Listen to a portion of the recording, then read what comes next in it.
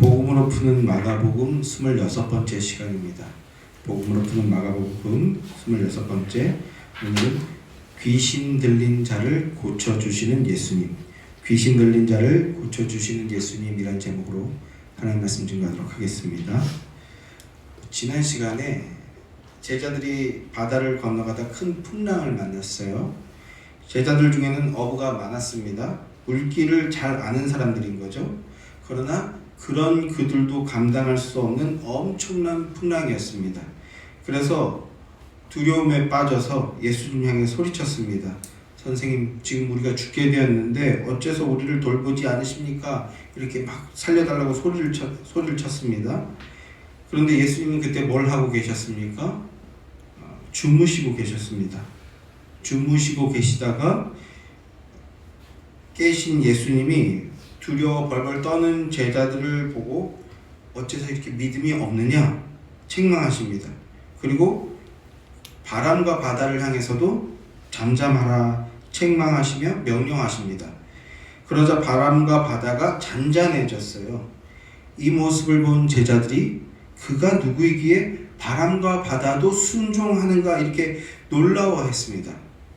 여러분, 그런데요, 이게 바로 구원이라는 겁니다. 구원. 예수님께서 우리에게 구원이 뭔지 보여주시는 겁니다. 창조주이시고 구원주이신 하나님이 우리와 함께 하신다. 우리와 함께 하시며 그를 믿고 의지할 때 그 생명은 안전해진다. 안전을 얻고 평안함을 누리게 된다라는 걸 몸소 보여주시는 겁니다. 우리는 인생이라는 바다 위에서 끊임없는 풍랑을 만납니다. 하지만 거센 바람이 불고 큰 풍랑이 우리에게 들이쳐도 주님이 우리와 함께 하신다면, 주님이 우리 인생이라는 배의 선장이시라면 우리의 영혼과 그 인생은 안전함과 평안함을 누리게 된다는 겁니다. 이게 구원입니다.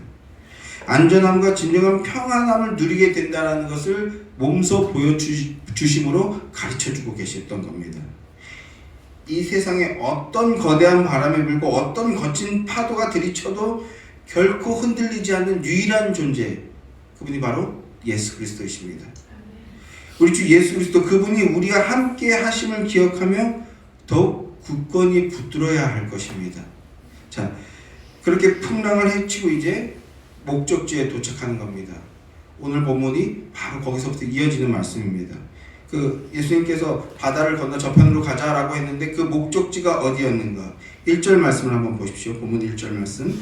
예수께서 바다 건너편 거라사인의 지방에 이르러, 이렇게 말씀하고 있어요. 거라사인의 지방에 이르러. 예수님이 가시고자 했던 목적지는 거라사인의 지방이라는 곳이었습니다. 여기는 돼지 치는 일을 주로 하던 지역이었어요. 돼지는 유대인들에게는 매우 부정한, 불결한 짐승들이죠. 그러니까 여기에 유대인들은 거의 없고 주로 이방인들이 거주하는 그런 곳입니다. 그런데 거기서 예수님이 배에 내리시자마자 누군가 찾아옵니다. 누가 찾아옵니까? 이방인이 아니고 귀신 들린 자라는, 더러운 귀신 들린 자가 예수님 앞에 찾아옵니다. 자, 우리 1절부터 5절까지 말씀 다시 한번 함께 읽어보겠습니다. 1절부터 5절까지 말씀 함께 시작. 예수께서 바다 건너편 거라사인의 지방에 이르러 배에서 나오시매 곧 더러운 귀신 들린 사람이 무덤 사이에서 나와 예수를 만나니라. 그 사람은 무덤 사이에 거처하는데 이제는 아무도 그를 쇠사슬로도 맬 수 없게 되었으니 이는 여러 번 고랑과 쇠사슬에 매었어도 쇠사슬을 끊고 고랑을 깨뜨렸습니다. 그리하여 아무도 그를 제어할 힘이 없는지라. 밤낮 무덤 사이에서나 산에서나 늘 소리 지르며 돌로 자기의 몸을 해치고 있었더라. 예수님께서 바다를 건너서 배에서 내리시자마자 누가 찾아왔습니까? 더러운 귀신 들린 사람이 무덤 사이에서 나와서 예수님을 만났다는 겁니다. 아마도 예수님이 바다를 건너신 이유는 이 귀신 들린 사람을 만나기 위해서였던 것 같습니다. 예수님께서 어디로 가실 때 단 한 번도 의미 없이, 목적 없이, 이유 없이 가신 적이 없고, 다 이 땅에 오신 것부터 시작해서 어딘가로 가실 때는 다 그 이유와 목적이 있었는데 이 귀신 들린 사람 만나는 게 예수님의 목적이었던 것 같습니다. 그러면서 3절부터 5절까지의 말씀이 이 귀신 들린 사람의 상태나 상황에 대해서 설명을 해주고 있는데요. 이 귀신 들린 사람이 무덤 사이에서 살아가고 있었다라고 합니다. 사람 사는 동네가 아니라 사람이 없는 곳, 죽은 자들이 있는 곳, 무덤 사이에서 살아가고 있었다고 하고 있어요. 이 귀신 들린 사람이 마을에서 사람들에게 하도 해를 끼치고 폐를 끼치니까 그래서 사람들이 어떻게 했다고 합니까? 쇠사슬이나 고랑 같은 쇠고랑이나 이런 걸로 묶었다라는 거예요. 그런데 여러 번 그렇게 묶었는데 그런데 그 귀신의 힘이 얼마나 강했는지 마치 무슨 요즘 나오는 영화처럼 그 쇠사슬이나 쇠고랑을 다 끊어버렸다라는 겁니다. 그러니 아무도 이 사람을 제어할 수 없는 지경에 이르렀어요. 그래서 결국 마을에서 이 사람을 추방시킨 것 같습니다. 그래서 무덤 사이에서 살아가게 됐는데 그런데 거기에서도 뭐 했다고 합니까? 밤낮 고함을 지르고 그리고 돌로 자기의 몸을 찢으면서 몸을 해치고 있는 그런 상태였다는 겁니다. 어둠의 권세가 완전하게 지배하여서 완전하게 망가진 상태, 그런 상태였다라는 것인데요. 예수님이 지금 그 강력한 힘으로 득세하는 귀신의 세력과 마주하고 있는 겁니다. 강력한 힘으로 득세하는 귀신의 세력과 이제 마주하게 되셨는데 예수님이 바다를 건너오신 이유가 여기 있습니다. 제자들로 하여금 귀신 들림이 무엇인지 알게 하시는 겁니다. 귀신 들림이 무엇인지 알게 하시고 그리고 그 강력하게 득세하는 그 귀신도 결국 예수님의 전능하신 능력으로 주관하실 수 있다라는 하나님 나라의 권세를 지니신 분이시라는 것을 보여주려고 하시는 겁니다. 자, 그러면 오늘 이 귀신 들림이 무엇인지에 대해서 상고해 봅시다. 귀신 들림이 무엇입니까? 만약에 요즘에 이렇게 때와 장소를 가리지 않고 소리를 지르고 남에게 해를 끼치고 그것도 모자라서 막 자해를 하는 사람이 있다면 어떻게 하겠습니까? 경찰을 부르거나 아니면 가족들이 당장 병원에 입원을 시키겠죠. 그래서 사회로부터 격리를 시킬 겁니다. 그리고 사람들이 대놓고 말하지는 않겠지만 저 사람 저거 미쳤어, 혹은 저거 귀신 들렸대, 이렇게 정신병자 혹은 귀신 들린 자라고 누구나 인정을 해버릴 것입니다. 그런데 성경이 말씀하는 귀신 들림이 단순히 소리를 질렀다, 또는 흔한 일은 아니지만 쇠사슬을 끊었다, 또는 무절제하다, 그래서 여기저기 민폐를 끼쳤다, 이 정도를 가지고 귀신 들렸다라고 말하고 있지 않다라는 겁니다. 그러면 성경이 말씀하는 귀신 들림이 뭔가? 오늘날도 이렇게 민폐 끼치고 무절제하게 행동하게 하면 그러면 무슨 충이니 뭐니 이렇게 막 정신병자 취급을 하잖아요. 성경은 그런 거 가지고 벌레라고 얘기하거나 정신병자 귀신 들렸다라고 얘기하지 않는다라는 겁니다. 그럼 성경이 말씀하는 귀신 들림이 무엇인가? 우리 에베소서로 한번 가보겠습니다. 에베소서 2장 1절부터 3절 말씀입니다. 이렇게 읽겠습니다. 시작. 그는 허물과 죄로 죽었던 너희를 살리셨도다. 그때의 너희는 그 가운데 행하여 이 세상 풍조를 따르고 공중의 권세 잡은 자를 따랐으니 곧 지금 불순종의 아들 가운데서 역사하는 영이라. 저는 우리도 다 그 가운데서 우리 육체의 욕심을 따라 지내며 육체와 마음에 원하는 것을 하여 다른 이들과 같이 본질상 진노의 자녀이었더니.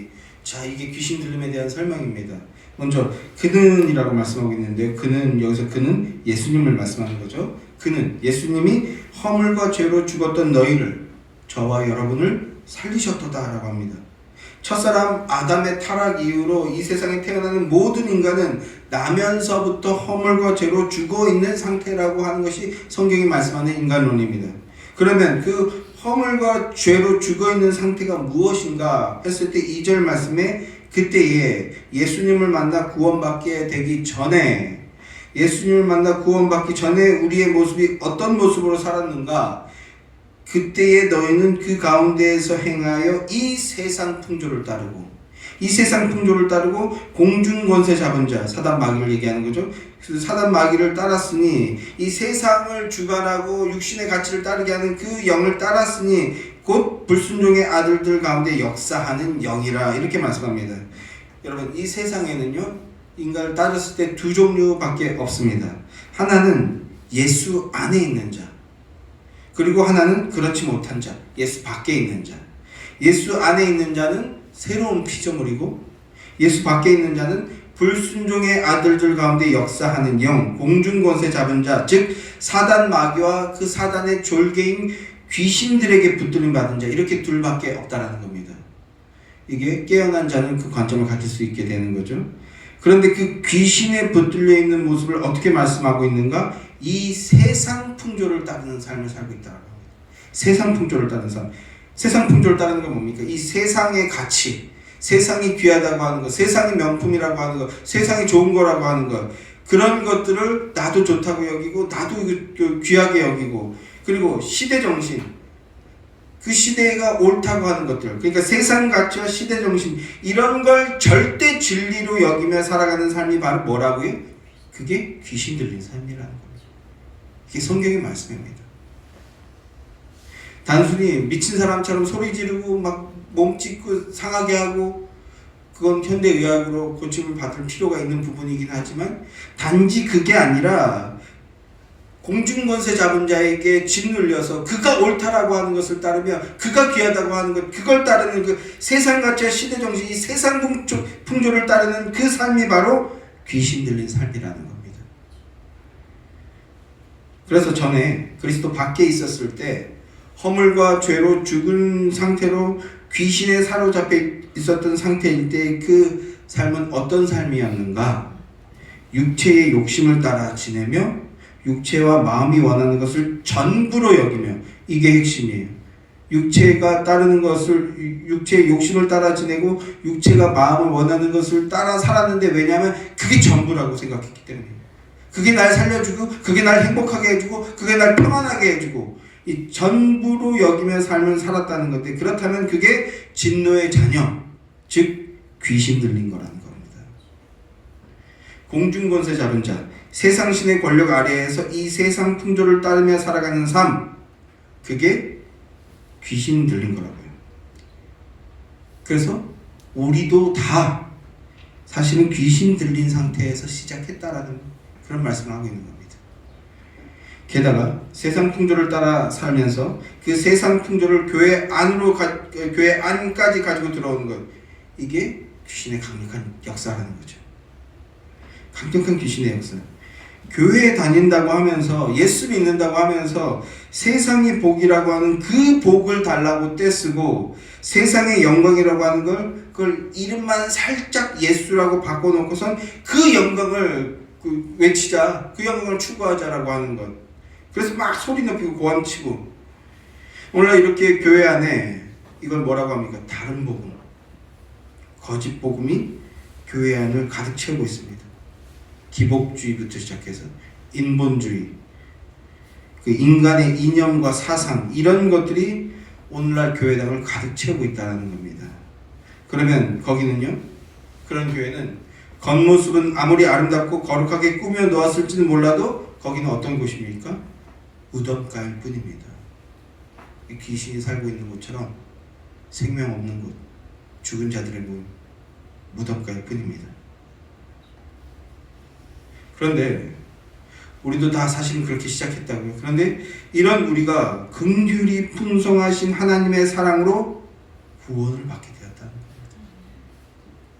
에베소서 2장 4절부터 6절까지 말씀도 한번 읽겠습니다. 2장 4절부터 6절까지 말씀 함께 시작. 긍휼이 풍성하신 하나님이 우리를 사랑하신 그 큰 사랑을 인하여 허물로 죽은 우리를 그리스도와 함께 살리셨고 너희는 은혜로 구원을 받은 것이라. 또 함께 일으키사 그리스도 예수 안에서 함께 하늘에 앉히시니. 이 세상 풍조를 따라 내 마음과 육체가 원하는 대로 세상의 복을 받기 위해서 살아갔어요. 그게 본질상 진노의 자녀고, 그리고 귀신 들림이라는 겁니다. 그런데 그들이 어떻게 됐다고? 구원을 받았다라는 겁니다. 구원을 받는 겁니다. 예수님의 은혜로 구원을 받았어요. 긍휼이 풍성하신 하나님의 우리를 향한 사랑이 뭡니까? 우리를 향해서 사랑을 보여주셨잖아요. 그 사랑이 뭡니까? 독생자 예수 그리스도를 보내주신 겁니다.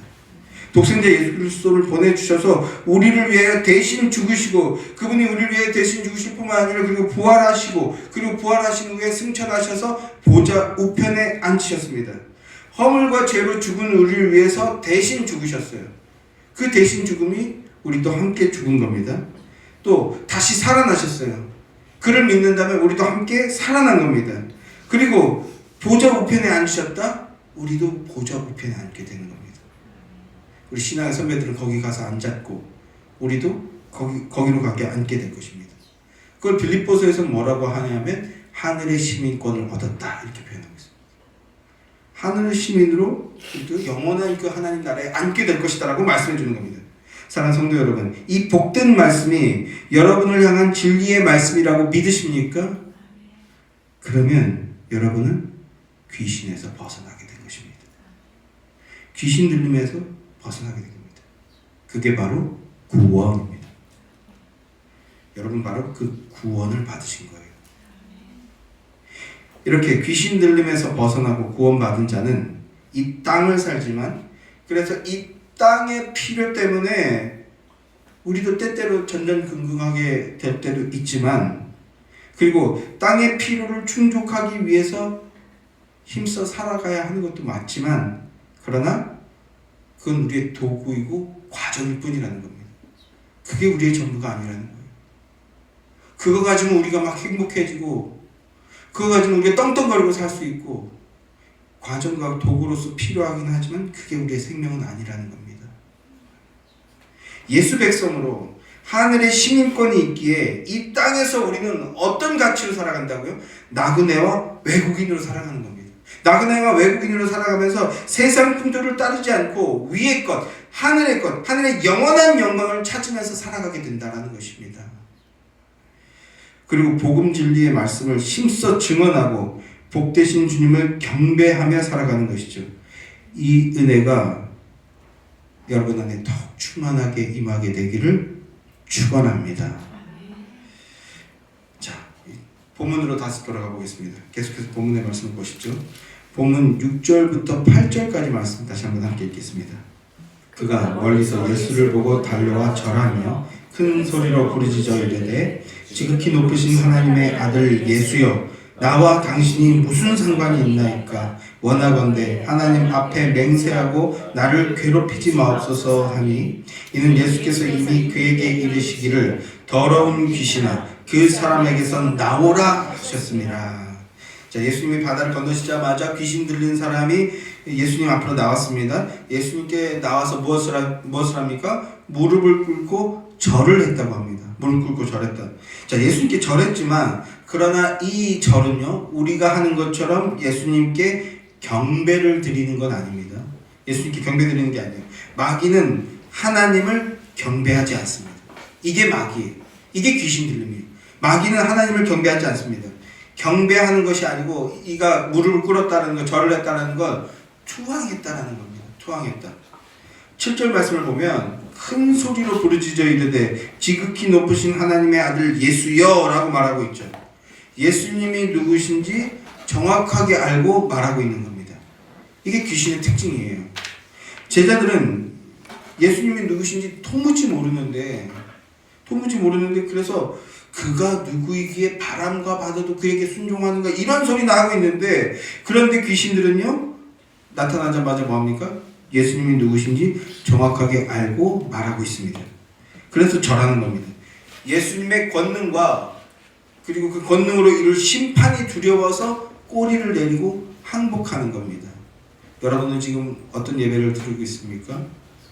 예수님이 무서워서 두려워 떠는 겁니까? 아니죠. 사랑과 은혜로 그런 우리를 새롭게 해주시고 새 삶을 살게 해주실 것을 믿고 경배하는 그런 예배이길 소망합니다. 자, 그런데 그러면서 또 뭐라고 얘기합니까? 당신이 나와 무슨 상관이 있나이까? 나를 좀 괴롭히지 마소서, 이런 말을 하고 있죠. 이게 또 귀신의 특징입니다. 귀신 들린 자의 특징. 귀신도 예수님 앞에 나오긴 합니다. 그리고 예수님에 대해서 고백합니다. 그런데 예수님께 가까이 서면 당신이 나와 무슨 상관이 있습니까? 나를 떠나주십시오. 나를 괴롭히지 마십시오. 이런 태도와 이런 반응을 보인다는 거죠. 이게 귀신 들린 증거입니다. 예수님을 부정하고 거부하는 것. 이게 귀신 들림입니다. 자, 귀신의 특징, 귀신 들림에 대한 이 증거에 대해서 간단하게 세 가지로 간단하게 정리해서 말씀을 드려보겠습니다. 첫째로는요, 귀신은 예수님의 말씀에 순종하지 않습니다. 바람과 바다도 순종하고 그 모습을 보면서 이제 제자들도 결국 순종하게 되는데, 그러나 귀신은요 절대 예수님의 말씀에 순종하지 못합니다. 귀신은 예수님이 누구신지 정확하게 알고 있지만 그러나 그 말씀에 순종하지 않습니다. 마귀는 순종하고자 하는 마음을 갖지 않아요. 우리에게도 이런 모습이 나타날 수 있습니다. 머리나 지식으로는 예수님을 아주 잘 알아요. 교리나 조직신학을 말하라고 하면 대답이 아주 청산유수입니다. 술술 대답해요. 그러나 그 인격과 삶을 보면 예수님의 십자가 앞에 엎드리며 예수님의 말씀에 순종하지 않습니다. 오늘날 개인적인 얘기일 수 있지만 오늘날 그런 목사와 신학자들이 그리고 성도들이 얼마나 많은지 모르겠습니다. 조직신학 얘기하라면요 아주 박박사예요. 저 같은 거는 비교도 안 되게 탁월한 언변으로 얘기하는데 정작 그 십자가의 사랑 앞에 굴복하고 그 십자가의 사랑에 순종하는 모습을 보지 못합니다. 그런 교회들이 너무나 넘쳐나고 있어요. 그걸 뭐라고 한다고요? 귀신 들림이라고 합니다. 청산유수로 대답하고 막 신학 얘기하는데 예수님 말씀에 순종하지 않습니다. 예수님께서 자기를 부인하고 자기 십자가를 지고 따르라 이렇게 말씀하셨지만 거기에 따르지 않습니다. 그렇다면 그건 어둠의 권세의 영향을 받고 있는 것이라는 겁니다. 여러분, 교만은 패망의 선봉이요 넘어짐의 앞잡이라고 말씀하고 있습니다. 순종이 없는 믿음은 반드시 그 교만에 이르게 합니다. 주님의 말씀에 순종 없이 주님을 알아간다? 그건 마귀의 삶을 따르는 길이 될 뿐이고요. 그 길은 패망의 길이 될 뿐이라는 겁니다. 자, 귀신의 특징 두 번째는 예수님이 가까이 오시는 걸 싫어합니다. 이건 순종하지 못하는 것과 관련이 있는데요. 순종하지 않으니까 예수님이 구원주로 보이시기보다는 심판자로만 보이시는 거죠. 그래서 예수님이 오시면 내가 만들어 놓은 나의 기준들, 나의 규칙들, 나의 가치들, 내가 쌓아놓은 모든 게 주님 앞에서 다 해체당하게 될 것이다 라는 것을 생각하는 겁니다. 그러니 주님을 만나는 게 반갑지가 않은 거죠. 그러나 하나님의 백성들은요, 예수님이 나와 가까이 있으시기를 원합니다. 주님과 함께함으로 내가 쌓아놓은 것들이 혹은 무너지게 될지라도, 나의 기준들, 가치들, 규칙들 이런 게 무너지게 될지라도 주님이 나와 함께 해주시는 것, 그것이 복이고 그것이 능력임을 알기 때문에 예수님이 나와 함께 해주시길 원하는 겁니다. 여러분은 어떠십니까? 주님을 만나는 것이 반갑고 기대되십니까? 아니면 주님을 만나는 것이 싫고 거부되십니까? 만약에 주님을 만나는 것이 싫고 거부하고 싶은 마음이 든다면 그것은 귀신의 역사일 수 있다는 것을 기억하시기 바랍니다. 귀신의 특징 세 번째는요, 귀신은 예수님과 상관이 없다고 얘기합니다. 철저히 분리된 상태인 거예요. 나와 당신이 무슨 상관입니까? 이런 얘기를 한다고요.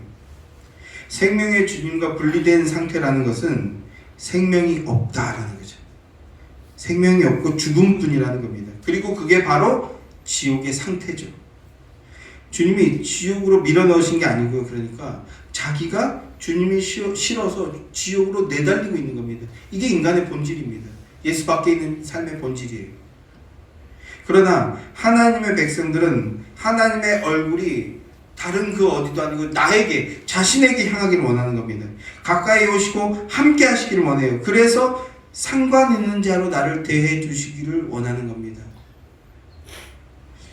내 계획과 내 가치가 허물어져도 주님과 함께, 주님이 나와 함께 하시고 주님과 깊은 관계를 맺는 것이 복이요 능력임을 알기 때문에 그렇게 하는 겁니다. 하지만 귀신은요, 상관없는 자가 되고 싶어 한다는 것을 기억하시기 바랍니다. 그래서 우리도 예수님과의 관계를 바르게 맺고 있지 못하다면 귀신들과 같이 지옥으로 향하게 될 수 있다는 것을 두렵고 떨리는 마음으로 기억하신 여러분들 되기를 소망합니다. 자, 이렇게 더러운 귀신 들린 자도 예수님과 마주하게 되자 귀신의 특징을 그대로 드러내고 있어요. 당신이 나와 무슨 상관이 있나이까? 나를 괴롭히지 마소서. 이렇게 예수님을 거부하며 상관없는 자가 되기를 원하는 그런 모습을 보이고 있습니다. 그런데 8절 말씀을 보면요, 이는 예수께서 이미 그에게 이르시기를 더러운 귀신아 그 사람에게서 나오라 이렇게 말씀합니다. 아마도 예수님께서 배를 타고 오시면서 이미 그 귀신에게 그 사람에게서 나오라 이렇게 말씀을 하셨던 것 같아요. 그러니까 예수님이 배에서 내리시자마자 이 귀신 들린 사람이 예수님 앞으로 나와서 무릎을 꿇게 되었던 것이죠. 그 두려움과 막 압박감과 두려움을 가지고. 자, 그래서 9절부터 13절까지 말씀 함께 읽어보겠습니다. 자, 본문 9절부터 13절까지 말씀 함께 시작.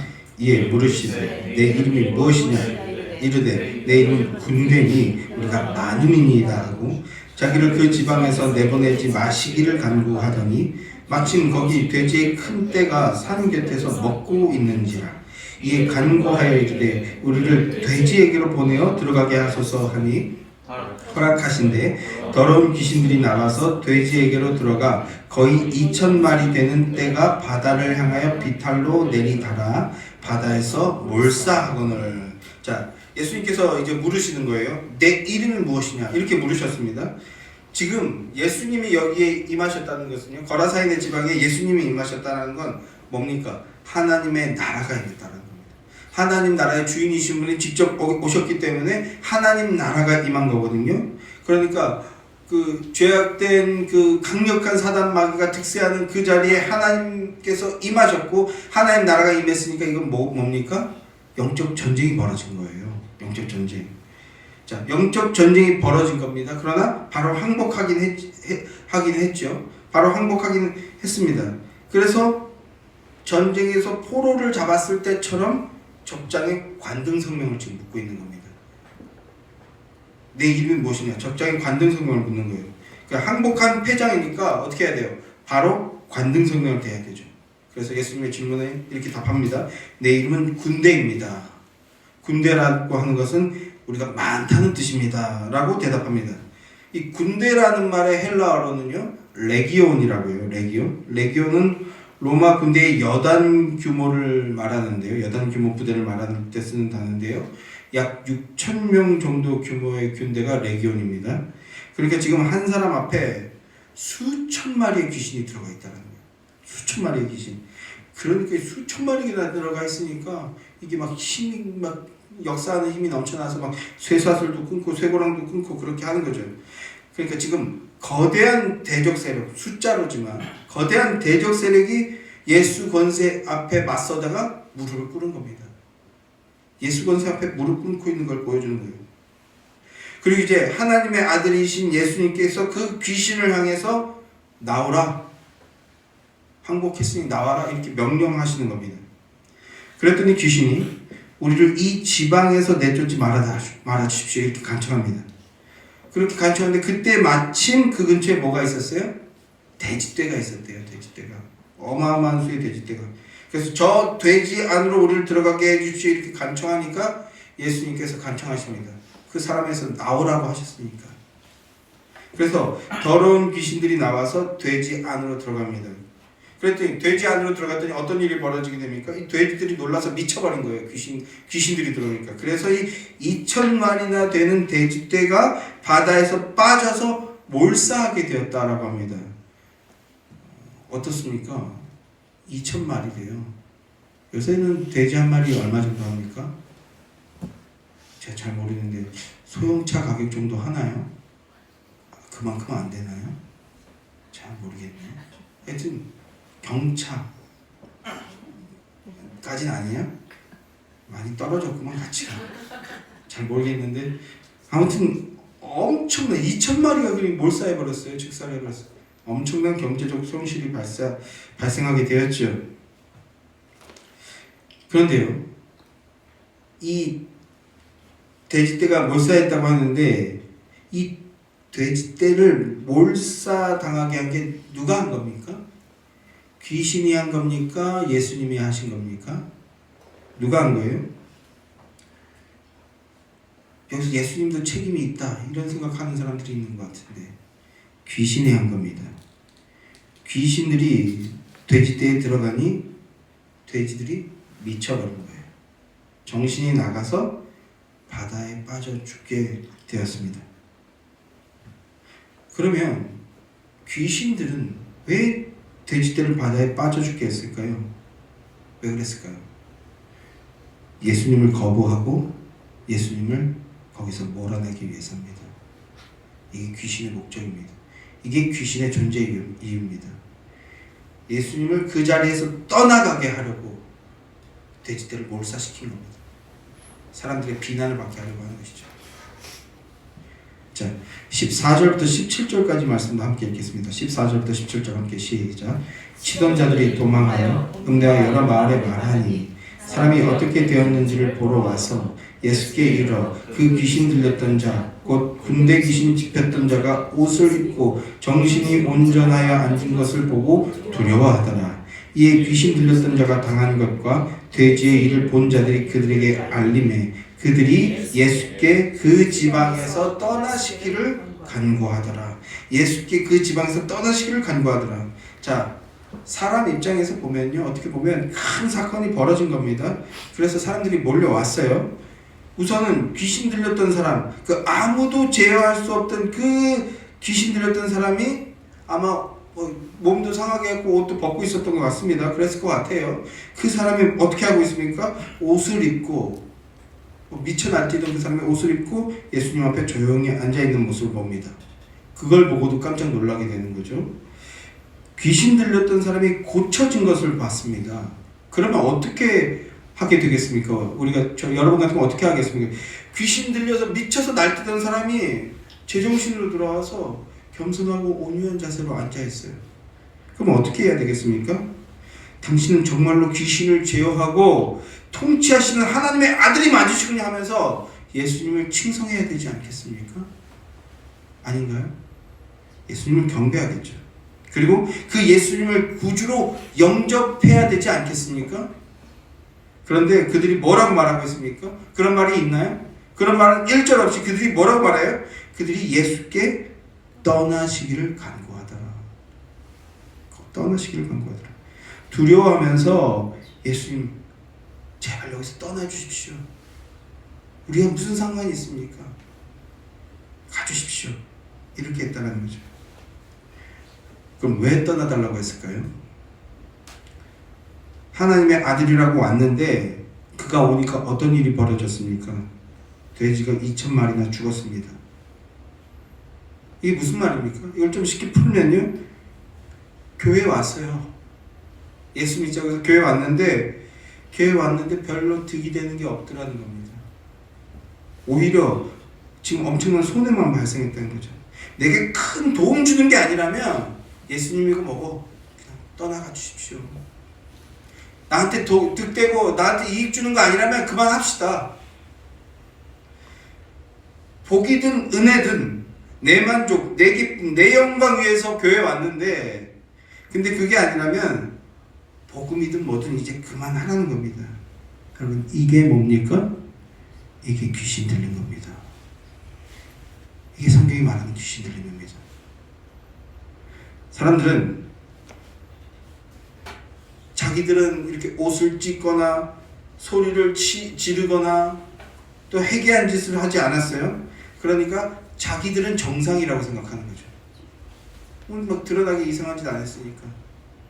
그러나 그들이 예수님께 와서 한 말을 잘 보면요, 귀신이 하는 말과 똑같은 말을 하고 있습니다.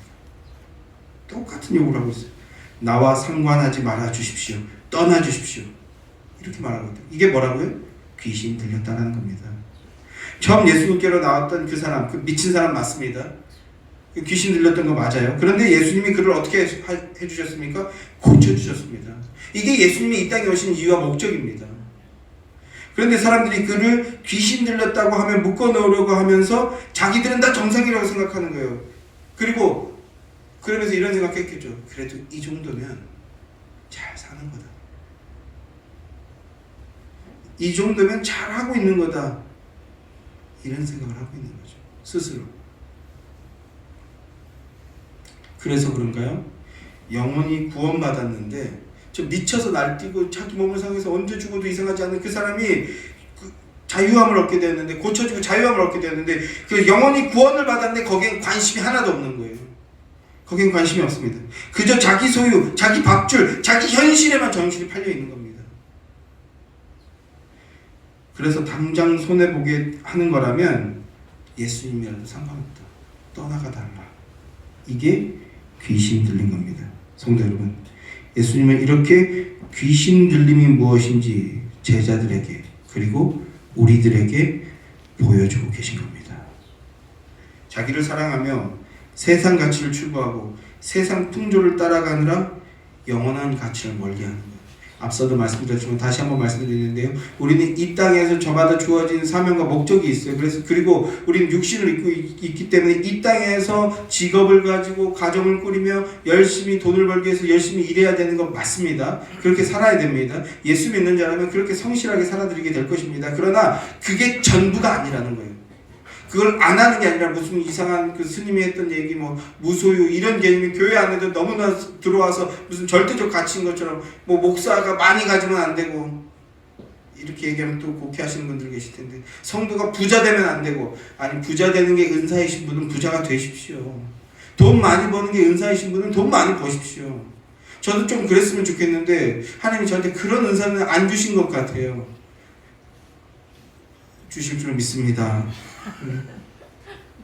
이런 게 아니에요. 이런 게 귀신 들림이란 그걸 전부로 여기고 있다는 거죠. 그래서 뭐 하고 있다고요? 예수님까지도 거부하고 있다고요. 그게 자기를 사랑하는 세상 가치를 추구하고 세상 풍조를 따라가느라 영원한 가치를 멀리하는 것, 예수님의 섬기심과 영혼의 구원에 대해서는 나 몰라라 하는 것, 이게 귀신 들린 것, 이게 마귀에게 장악당한 것이라는 걸 보여주고 계신 것이라는 겁니다. 그리고 이것이 종말에 고통당하고 있는 인간들의 모습, 그리고 미쳐 돌아가는 세상의 영적 현실이라는 걸 말씀해주고 있는 겁니다. 여기서 예수님을 거부하는 게, 우리도 그러고 있다면 귀신 권세 아래에 있다라는 겁니다. 자, 마지막으로 귀신 들렸다 고침받은 자가 어떻게 하는지 한번 함께 보겠습니다. 18절부터 20절까지 말씀 함께 읽겠습니다. 본문 18절부터 20절 말씀 시작. 예수께서 배에 오르실 때에 귀신 들렸던 사람이 함께 있기를 간구하였으나 허락하지 아니하시고 그에게 이르시되 집으로 돌아가라. 주께서 내게 어떻게 큰 일을 행하사 너를 불쌍히 여기신 것을 내 가족에게 알리라 하시니, 그가 가서 예수께서 자기에게 어떻게 큰 일 행하셨는지를 대가 멀리 전파하니 모든 사람이 놀랍게 여기더라. 고침을 받은 자가 무엇을 하고 있습니까? 귀신 들린 자들은 예수님께 떠나달라고 이렇게 말하고 있는데, 그런데 고침을 받은 사람은요, 예수님께 뭐라고 말씀하고 있어요? 함께 있게 해주십시오 라고 하고 있습니다. 나와 함께 해주십시오. 귀신 들린 자들은 내가 좋아하는 예수, 나를 기쁘게 해주는 예수를 찾고, 그게 아니라면, 그게 아닌 것 같으니까 떠나가 달라. 아니면 어떻게 합니까? 내가 떠나겠다. 그럴 때 또 과감하죠. 이렇게 나옵니다. 그런데 진짜 예수님을 만나고 구원을 얻어서 예수님을 구주로 영접하게 된 사람은 어떻게 합니까? 그리 아니하실지라도 나는 주님과 함께 하길 원합니다. 주여 나와 함께 하여 주시옵소서, 이렇게 고백하게 되는 겁니다. 이것이 예수님께 고침을 받았다는 증거이자 예수님의 백성이 되었다는 증거입니다. 그리 아니하실지라도 나와 함께 해주십시오. 자, 뭔가 이게 해피엔딩 같은 그림이 그려지는데, 그런데 예수님께서 그에게 어떻게 말씀하십니까? 함께 해주십시오. 그럼 나와 함께 하자. 이렇게 하지 않고 뭐라고 말씀하셨어요? 집으로 돌아가라. 가족에게로 돌아가라 하십니다. 왜요? 그 사람은 예수님의 제자가 될 자격이 없었던 걸까요? 하자가 너무 많아서 안 되는 걸까요? 아니겠죠. 그도 예수님의 제자가 된 것이나 다름이 없습니다. 저마다 맡겨진 사역의 모양과 상황이 다른 겁니다. 저마다의 사역이 다른 거예요. 제자됨의 핵심은요. 제자됨의 핵심은 주님의 복음을 증언하는 겁니다. 주님의 복음의 은혜를 누리며 주님의 복음 안에서 살면서 그걸 증언하는 것. 그것이 구원받은 자의 삶이자 구원받은 본분입니다. 주 예수의 이름을 말하며 주 예수의 사역을 증언하는 것. 이게 구원받은 자의 본분입니다. 그러니까 집으로 돌아가서 가족에게 먼저 사람들에게 예수님께서 불쌍히 여겨주신 것, 예수님의 긍휼과 자비, 이걸 증언해야 되는 거죠. 그리고 큰 일을 증언하라라고 하십니다. 이것이 능력받은 것이고 이게 복받은 겁니다. 이게 복받은 거예요. 구원의 큰 일을 증언하게 되는 것, 귀신 들린 자를 고치는 것, 하나님의 아들 예수님만 하실 수 있는 큰 일입니다. 하나님의 큰 일. 이 귀신 들린 자를 고치시면 예수님이 하나님의 아들이시오 하나님 나라의 주권자, 생명을 살리고 새 삶을 살게 하는 전능자이시고 전능한 권세자이심을 보여주는 그런 표적인 겁니다. 누구에게 보여주는 거예요? 그 사람에게, 그리고 저와 여러분에게까지 보여주고 계신 겁니다.